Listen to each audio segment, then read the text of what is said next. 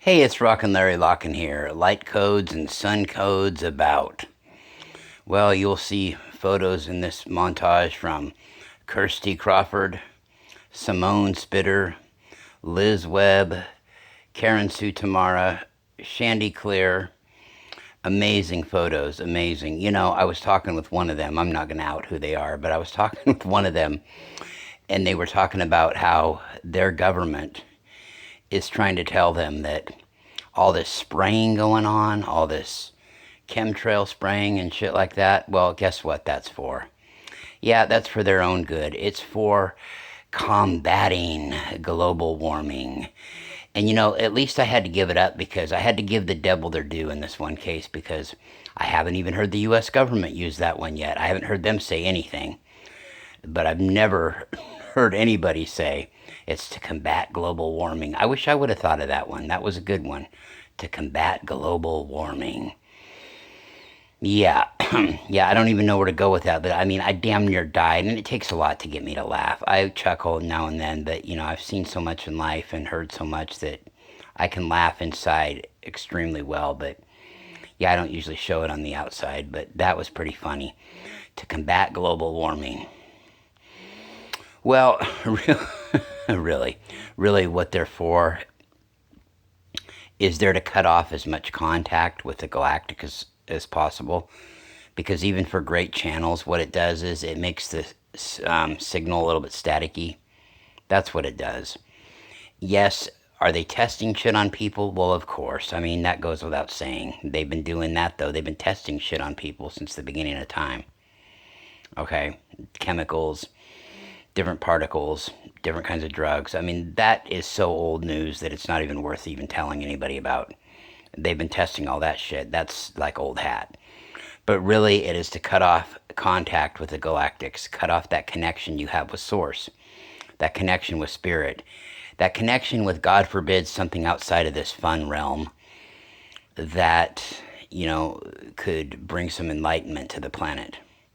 That's really what they're for. That's what these are for. And just as quick as they've been spraying them the last decade and a half, constantly at great length, well, the Galactics have been out there cleaning them up. And they've done a fairly good job cleaning them up. But recently, again, the bad guys, if you want to call them that, have doubled down on their efforts and they're spraying the fuck out of places like Portugal, places like the United Kingdom, okay? Spraying the absolute fuck out of these places. All right, producing this. And just as soon as the Galactics clean them up, though, there's still that little bit of residue in the sky. There's that little gray, kind of a gross haze to it, that little tiny haze. I mean, where's Jimi Hendrix when we need him? Dirty haze all in my brain.